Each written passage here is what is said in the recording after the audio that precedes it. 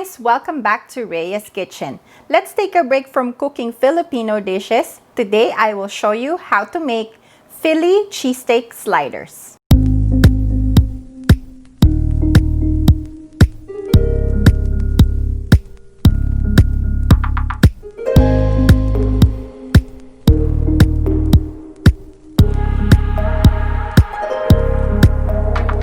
So guys, if you are looking for something easy, delicious, and quick to prepare na snack or pang merienda or even lunch, then this is the recipe for you. Normally, itong recipe na to ginagamit namin, sinuserve namin siya during merienda or even game night or family bonding kasi napakadali lang niyang gawin. So let's get started. So the ingredients that we need today for our recipe are, we have onions, green bell pepper, we have potato rolls, and yan, pwede ka rin gumamit ng dinner rolls or Hawaiian rolls. So, maliit lang siya, kaya siya tinawag na sliders. Gagamit tayo ng mayonnaise, butter or margarine. For our seasoning, gagamit tayo ng salt, pepper, and garlic powder. And of course, gagamit tayo ng thinly sliced na steak. Any kind of steak, basta yung malambot. Pwedeng yung Angus or sirloin. And then, yung kalahati na gagamitin natin, yung kalahati ng ating bread, gagamit tayo ng jalapeno for a little bit of heat. And of course, ang ating cheese, yung cheese na gagamitin ko ngayon is provolone. So, umpisahan na natin. Okay guys, so our first step is to preheat our oven to 350 degrees. Okay? And then, on our heated pan, maglalagay tayo ng konting butter. We'll just let it melt. And gagamitin tayo ng konting oil para hindi masunog yung ating butter. Ayan. So, we'll just wait for our butter to melt.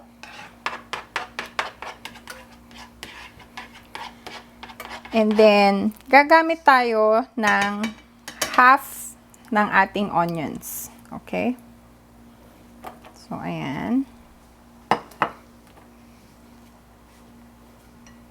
And then, we'll just sweat our onions. So, ayan guys. Once na na-sweat na yung ating onions, ilagay na natin yung ating steak.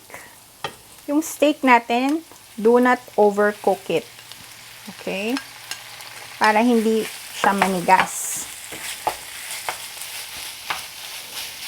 Okay, and then we'll season this with salt and pepper. And of course, yung ating garlic powder. Just a little bit.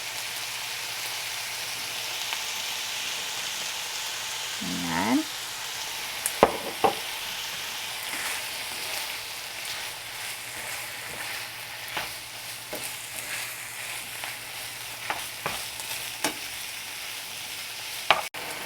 So, ayan na guys. Ready na yung ating steak or beef. And then, we'll just set this aside for now. And then, maglalagay na tayo ng palaman sa ating slider. Okay guys, so magpapalaman na tayo ng ating sliders. So, ibabaliktad lang natin muna siya. Ayan. So, yung top, lalagyan natin siya ng mayo.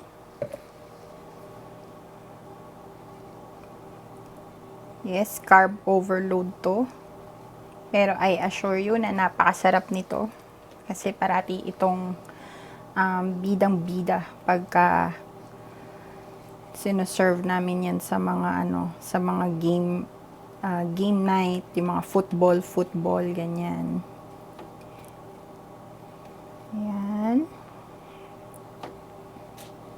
So, we'll just do this on the other side too. So, yan guys, nalagyan na natin ng mayo. So, what we'll do is we'll just set this one aside, yung top part. Okay. And then, itong bottom part, lalagyan natin siya ng butter or margarine, whichever one you prefer.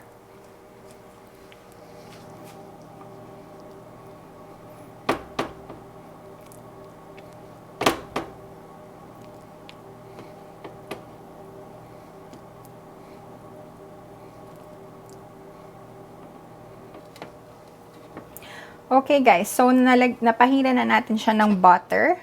Ngayon, ilalagay na natin yung ating steak. Ayan.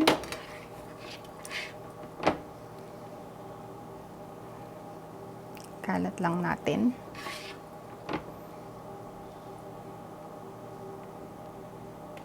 Meron pang mga juice yung ating steak. So, yung flavor nun, manunuot siya dun sa ating bun or roll. Okay, so tapos na tayo sa ating first layer. Maglalagay tayo ng onions. Ayan. Kayo ba guys, gusto nyo ba ng onions? Kasi ako, gusto ko yung onions. Ayoko lang yung after breath. Ayan.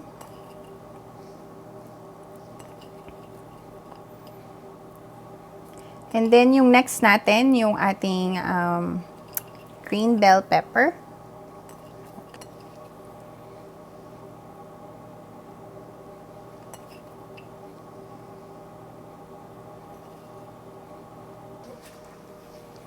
So, yan guys, mukha na siyang pizza. So, yung other side, lalagyan natin siya ng jalapeno. Okay. Para yan sa mga mahilig sa maanghang. Ayan. And then, yung other side, we'll just leave it. So, yan na guys. Lalagay na natin yung ating provolone. And make sure na mako-cover yung ating slider. Ayan.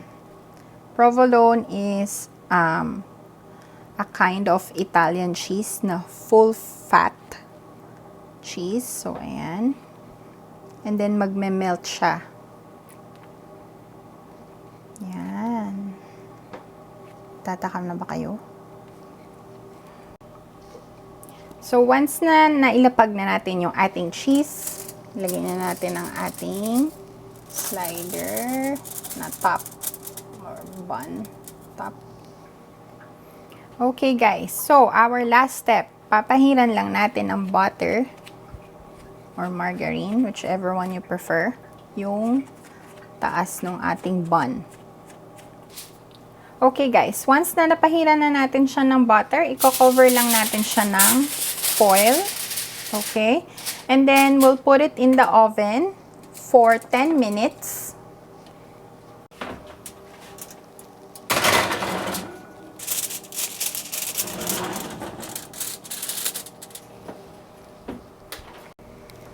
So, ayan na guys. Ready na yung ating Philly Cheesesteak Sliders. Lalabas ko na siya. Ang bango-bango. Wow! Ayan na siya.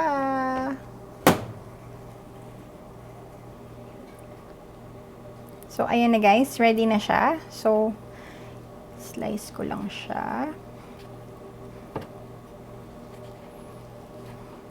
Ayan.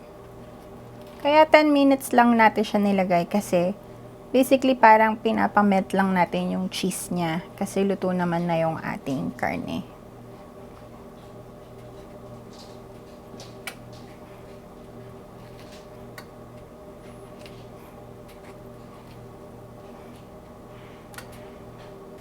So guys, ready na ang ating Philly Cheesesteak Sliders. Ito na siya! Ang bango, guys! So, it's tikiman time! So, kukuha lang ako. Ayan. Look at that!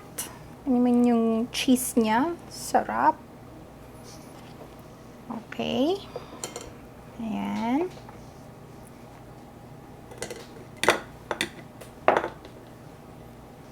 Ito na, guys. Para sa inyo to.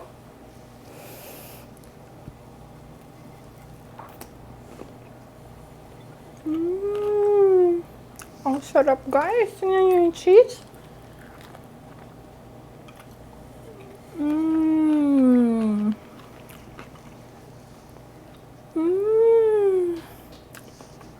Masarap.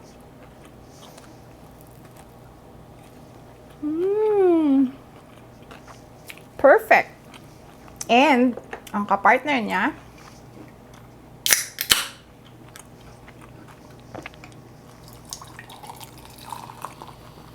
yan.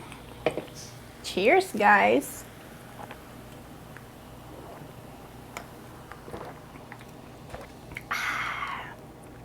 Sana matry nyo din to at home very soon.